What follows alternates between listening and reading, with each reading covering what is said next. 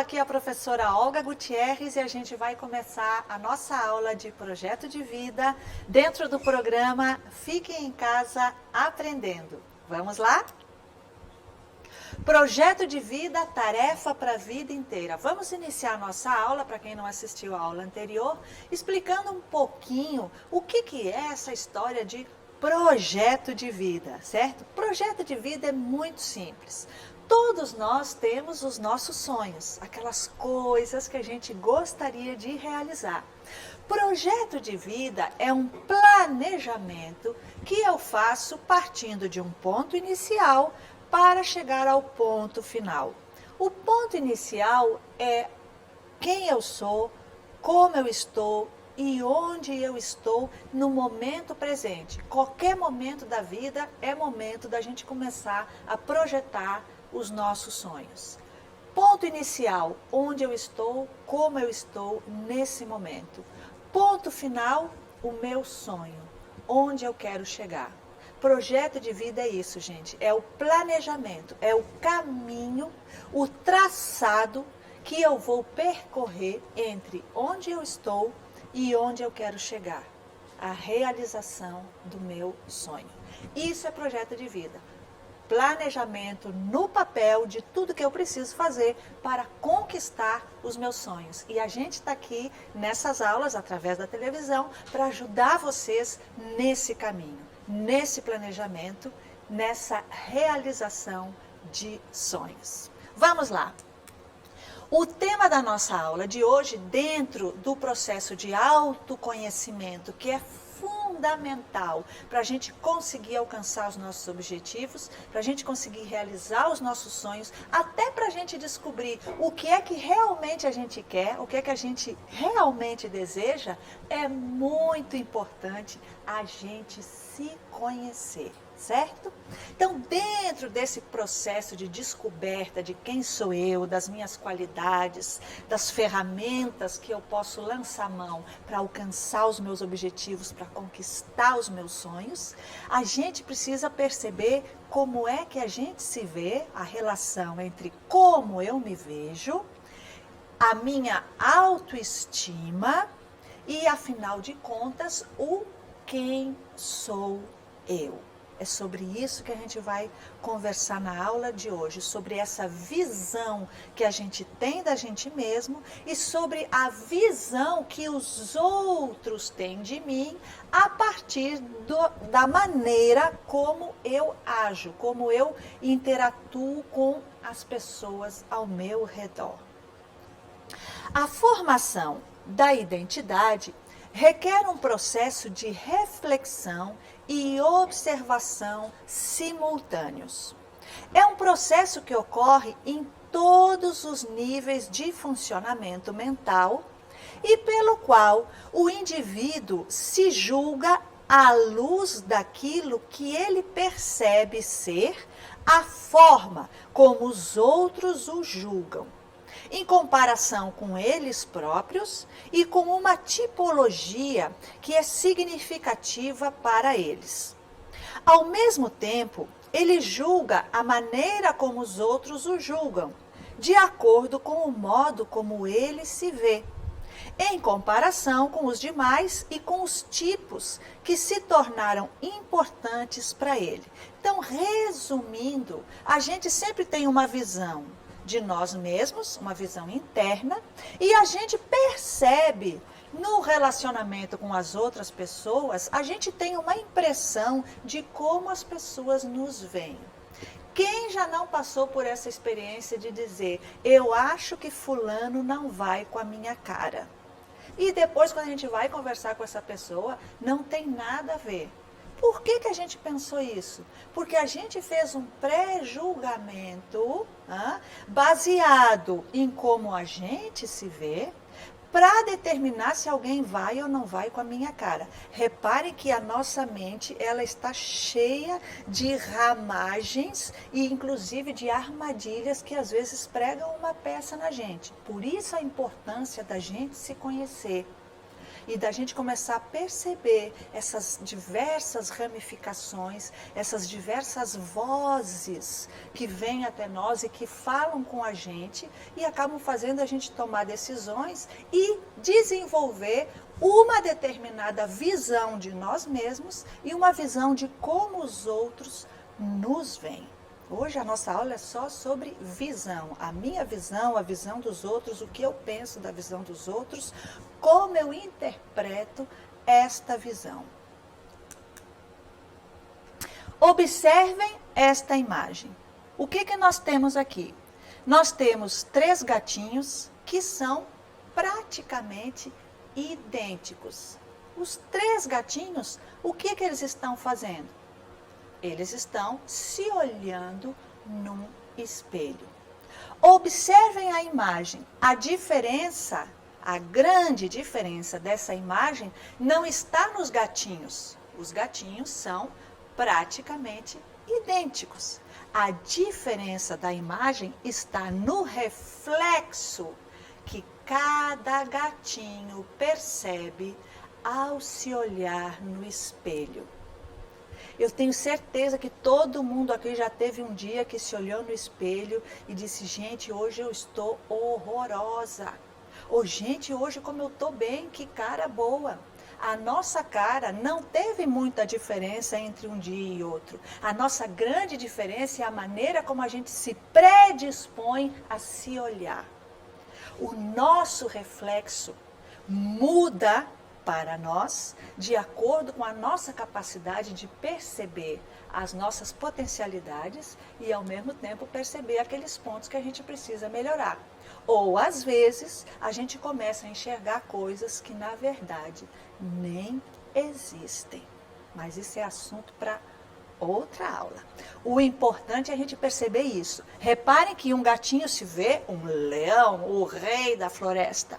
O outro gatinho se vê uma onça rápida, veloz, astuta. E nós temos o terceiro gatinho que ele não vê absolutamente nada diante do espelho. Então, gente, a autoimagem, a maneira como a gente se vê, influencia fundamentalmente na maneira como a gente atua, como a gente vive, como a gente enfrenta cada dia, como a gente enfrenta os nossos problemas, as dificuldades que todos nós temos. Então, pensando sobre isso, sobre na tendência da imagem que eu tenho de mim, eu quero fazer 4 perguntas para vocês. A primeira pergunta: qual é a imagem que você tem de você mesmo? Pare para pensar. Eu sou minha imagem. Parem para pensar na imagem de vocês. Qual é a imagem que você, nesse momento da sua vida, aí sentadinho, assistindo a nossa aula, tem de você mesmo? A segunda pergunta que eu quero fazer é a seguinte: existe... Agora vamos sair do individual. Primeiro eu fiz uma pergunta direcionada para você. Qual é a sua imagem? Qual é a imagem que você tem de você mesmo? Agora vamos expandir o nosso olhar e vamos olhar para a sociedade onde a gente vive. Certo? Vamos pensar no coletivo. Nós vivemos em sociedade, o ser humano vive em sociedade. Dizem que se a gente tentasse viver sozinho, a gente não teria conseguido sobreviver. O ser humano, que é um animal frágil, só conseguiu sobreviver porque ele se uniu em comunidades e porque ele desenvolveu o raciocínio. Existe, segunda pergunta, existe uma ditadura da imagem? Existe alguma espécie de imposição sobre qual a imagem que as pessoas devem ter? Vamos fazer um pequeno exercício para perceber se existe ditadura da imagem. Quando a gente fala em uma pessoa de boa aparência, precisa-se de secretária com boa aparência. O que é que significa essa boa aparência? Se você conseguiu listar 3 ou 4 coisinhas que entram dentro da boa aparência, obviamente, uma série de outras características de imagem pessoal ficaram fora da caixinha boa aparência. Isso acontece por quê? Porque existe uma padronização socialmente aceita e às vezes, muitas vezes, velada, calada, do que é uma boa imagem e do que é uma péssima imagem. Dentro desse raciocínio, vem a terceira pergunta. O que caracteriza a beleza? A pessoa ser considerada bonita. O que caracteriza a felicidade? Ai, olha a foto da pessoa no Instagram, no Facebook. Nossa, como ela está feliz. Por que eu digo isso? O que caracteriza isso? E o que é que caracteriza a inteligência? Que imagem, quando a gente pensa num colega, pense num colega inteligente. Fulano de tal é muito inteligente, sem nem ter conversado com ele. Só de olhar para a cara dele, você já diz, esse daí deve ser inteligente. Que características físicas, que aparência uma pessoa para ser considerada inteligente, feliz e bonita precisa ter? É sobre isso que a gente precisa pensar, porque através disso existe uma imposição social sobre o que é boa aparência, sobre o que é você tem chances de realizar os seus sonhos, de ser feliz, porque você é muito inteligente e belo. E todas as pessoas que estão fora dessa padronização, o que acaba acontecendo com elas? E aí vem a nossa quarta pergunta, elas podem acabar pensando que tem alguma coisa errada com elas. Você já parou para pensar nisso? Algum dia você já, com tristeza, se olhou no espelho e perguntou, tem alguma coisa errada comigo?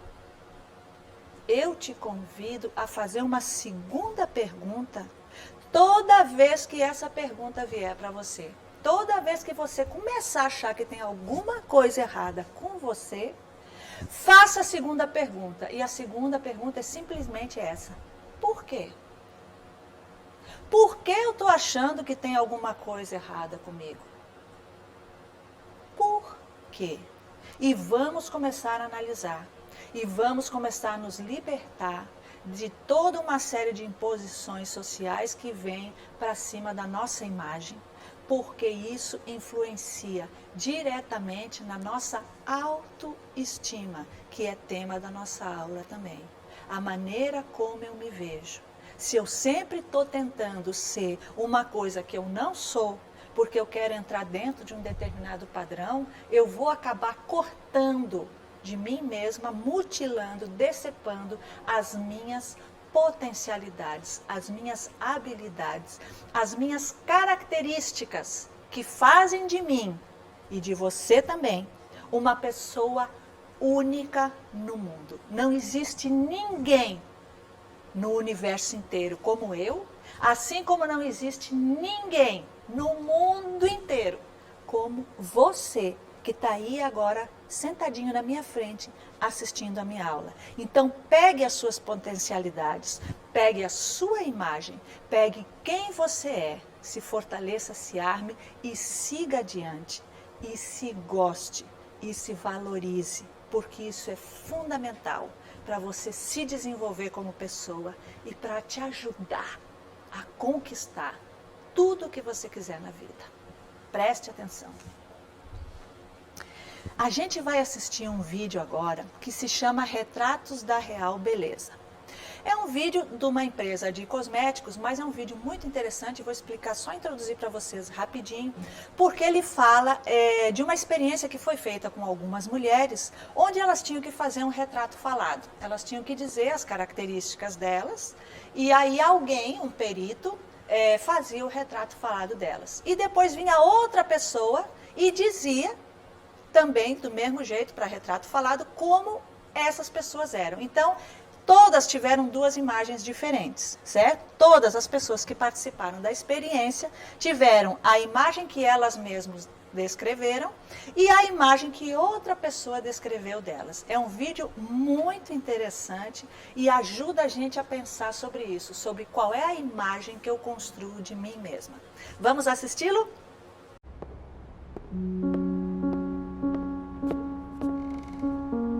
I always thought people were so cute when they have the little cheeks and they're like rosy, but mine are pretty plain. If I was gonna change one feature about my face, I would say that I would want fuller lips. I'm definitely a person that looks tired when I'm tired, and when people say that, I immediately am like, oh man. I'm starting to already get little crow's feet and stuff, which like my mom has, so yeah. I'm a forensic artist. I was trained at the FBI Academy in 1993 in composite art. Worked for the San Jose Police Department as the police artist from 1995 to 2011.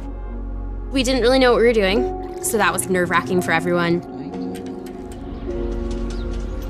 I showed up to a place I had never been and walked into this big warehouse, and at the very end there was a guy with his back to me with a drafting board. I had a curtain separating me so that I don't see him. We'll begin. First of all, tell me about your hair. Brown, long, I guess a little bit past my shoulders.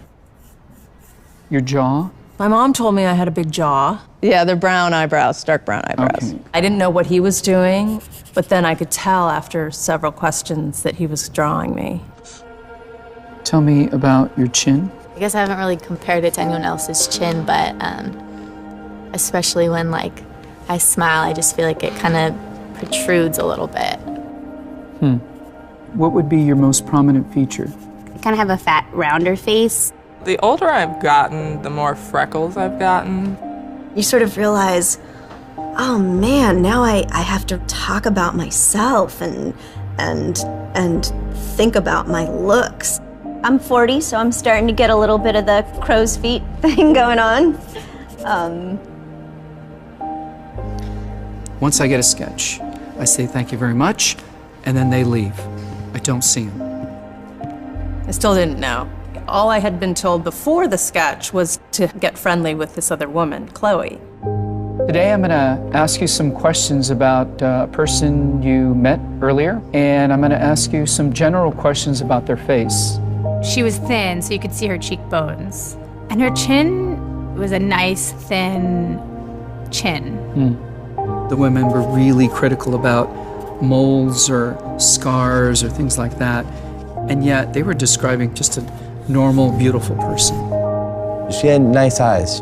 They lit up when she spoke and were very expressive. The length of the nose, what is that like? Short. Short. Yeah, cute nose. Her face was fairly thin. She had blue eyes, very nice blue eyes. Okay.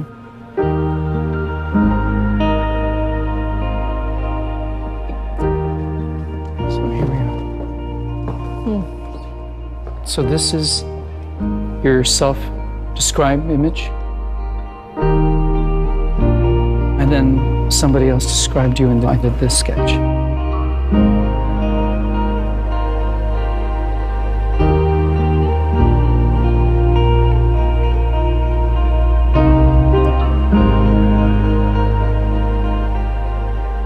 I have this whole thing about having dark circles and crow's feet around my eyes, and that was not part of the sketch at all that The Stranger did.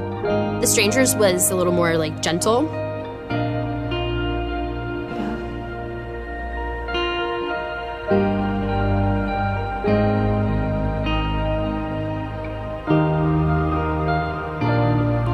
It's pretty different.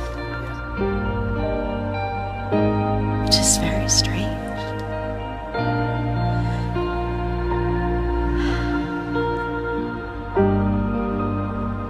She looks closed off and fatter. She just looks kind of shut down. Sadder, too.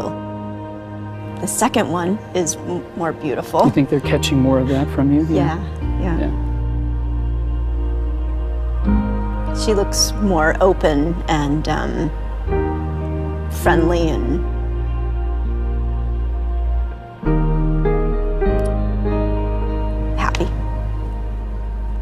come a long way in how I see myself, but I think I still have some way to go.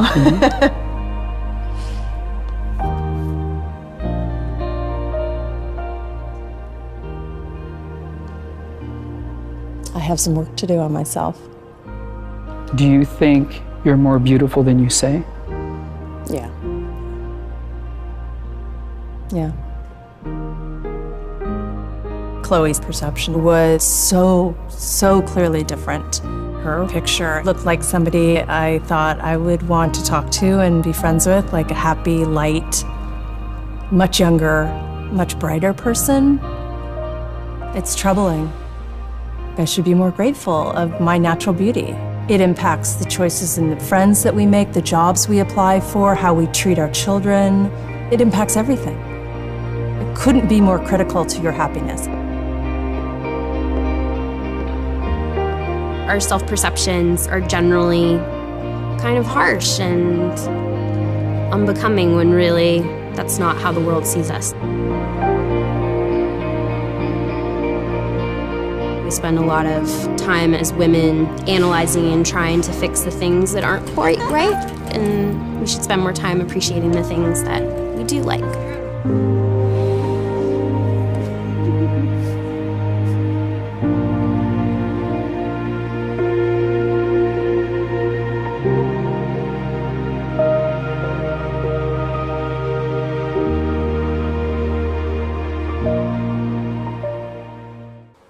Interessante, né, pessoal? Como a imagem de uma é completamente diferente da imagem que a outra pessoa fez delas mesmas. E isso acontece com a gente também, certo?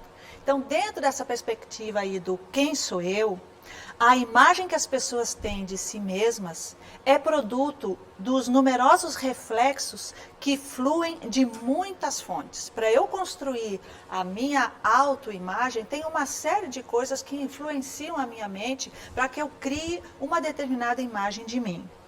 Então, nós vamos ver 3 coisas aqui. A primeira, o tratamento que a pessoa recebe das pessoas à sua volta. Se eu estou num ambiente onde as pessoas valorizam a minha imagem, valorizam a minha pessoa, onde eu sou bem tratada, onde eu sou estimulada, é óbvio que a minha autoimagem, ela vai ser uma autoimagem positiva. A segunda coisa é o domínio físico sobre si mesma e sobre o ambiente. A minha postura, a minha relação com o meu corpo no ambiente onde eu estou também favorece a minha autoimagem, certo? E a terceira coisa é o grau de realização e reconhecimento em áreas importantes para ela. Então a imagem, na verdade, ela não se constrói somente pelo que a gente vê aparentemente, né? A nossa imagem também se constrói com o que a gente tem dentro. Né, com a nossa personalidade, com nossos desejos, com o nosso se sentir querido, se sentir aceito e se sentir pertencente a um determinado espaço. Eu me senti útil, eu senti que eu sirvo para alguma coisa e que eu participo do ambiente onde eu estou, certo? Esses reflexos são como instantâneos de uma pessoa que ela cola num álbum imaginário de retratos e que formam a base da sua identidade. Tornam-se a sua autoimagem ou o autoconceito, o conceito que eu tenho de mim mesmo. Suas respostas pessoais à pergunta: quem sou eu? É importante ter em mente que a imagem que a pessoa tem de si mesma pode ser ou não exata. É o que eu tinha dito antes. Às vezes a gente se olha no espelho e enxerga coisas que na verdade não estão aí. Né? O caso da anorexia, que é um transtorno alimentar, é bem conhecido. A pessoa está magra, ela se olha no espelho, mas ela sempre se vê gorda. E aí ela fica cada vez comendo menos, até que a pessoa adoece e morre. Todo ser humano tem um eu e uma autoimagem. Então vejam aí que a gente já está começando a diferenciar quem sou eu da minha autoimagem, do como eu me vejo. Quanto mais exata a imagem que as pessoas fazem de si mesmas, mais realisticamente ela conduz a sua vida. Então a gente precisa fazer toda essa equação entre como eu me vejo, como os outros me veem, como eu gostaria de me ver, como eu julgo ao olhar do outro, para eu construir realmente a minha identidade. Observem aqui o desenho da moça que apareceu no filme. Vejam aqui a foto dela, como ela realmente é. A imagem da esquerda é como ela se descreveu. E vocês veem que é uma imagem mais pesada, mais carregada, mais triste. E a imagem que uma pessoa fez dela. Uma imagem leve, uma imagem mais suave, uma pessoa mais aberta. Qual a diferença entre essas duas? O campo de visão. Isso a gente precisa trabalhar em nós mesmos. Por exemplo, deixar de valorizar tanto os nossos defeitos ou os nossos pontos de melhorar e valorizar mais as nossas qualidades. A gente tentar ser menos exigente com a gente mesmo, se cobrar menos e desfrutar mais do que a gente tem de positivo, inclusive do que a gente tem a melhorar. Isso é muito importante. Mas afinal de contas, então, eu sou ou eu penso que eu sou? Então vejam, quem sou eu, na verdade, é uma soma de fatores. Quem sou eu tem a ver com 3 coisas que nós vamos ver aqui. É uma soma. Quem sou eu é o produto de como eu me vejo, a maneira como eu me vejo, a minha autoimagem, a minha autoestima, tem muito a ver com quem sou eu, com certeza. Depois nós temos uma outra coisa que se soma aí e que tem muito a ver com o projeto de vida, que é como eu gostaria de ser. Professora, como eu gostaria de ser? Sim, senhora, sim, senhor. Como eu gostaria de ser tem a ver com o meu sonho. E o meu sonho determina o meu presente. O meu sonho de futuro determina o meu presente. Dependendo de onde eu quero chegar, eu vou atuar no dia de hoje. Então, quanto maior for o meu sonho, maior eu me coloco no momento presente. Por quê? Porque eu me sinto capaz. Se o meu sonho é grande, eu vou me sentir hábil, disposta a lutar por um sonho grande. E quando a gente se dispõe a lutar por uma coisa grande, só se dispor a isso já faz com que a gente se fortaleça, com que a gente cresça, com que a nossa imagem, o nosso eu suba, se expanda. Agora, se eu não tenho sonho, ou se o meu sonho é desse tamanhinho, eu vou ficar menor ainda que o meu sonho, porque o nosso sonho sempre é maior do que a gente mesmo. O sonho sempre é uma tentativa de expansão, então o sonho sempre vai ser maior. Então, gente, sonhe e sonhe grande, sonhe alto. E a terceira coisa que soma para dar no quem somos nós é como os outros me veem. Porque uma coisa é como eu me vejo. Mas, por exemplo, eu agora não estou me vendo. Eu tenho uma autoimagem de mim mesma, mas eu não me vejo. Agora, a maneira como eu estou me posicionando e conversando com vocês vai determinar uma imagem. Essa imagem eu não vejo, porque eu não estou me vendo. Só quando eu for ver depois na televisão em casa. Mas vocês estão me vendo. Vocês que estão ao redor, as pessoas que estão aqui no estúdio, enquanto a gente está gravando, essas pessoas estão me vendo. E essas pessoas criam uma imagem de mim. Então, a gente não pode desconsiderar isso. Não quer dizer que eu tenho que dar bola para tudo que os outros fazem. Mas eu também tenho que procurar perceber no olhar do outro como está sendo o meu posicionamento social. Porque isso também reflete como verdadeiramente eu sou. Certo? Autoestima. O que é autoestima? É a maneira pela qual uma pessoa se sente em relação a si mesma. É o juízo geral que ela faz de si mesma. Quanto gosta de sua própria pessoa. A autoestima não é uma pretensão ostensiva. É um sentimento calmo, de autorrespeito, um sentimento do próprio valor. Quando a sentimos interiormente, ficamos satisfeitos em sermos nós mesmos, do jeitinho que a gente é. A pretensão é apenas uma manifestação falsa para encobrir uma autoestima precária. Então, vejam bem que é diferente uma pessoa com a autoestima alta e uma pessoa pretensiosa. São coisas diferentes.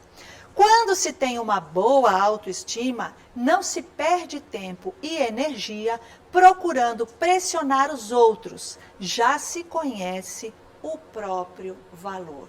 É se conhecer e se querer bem.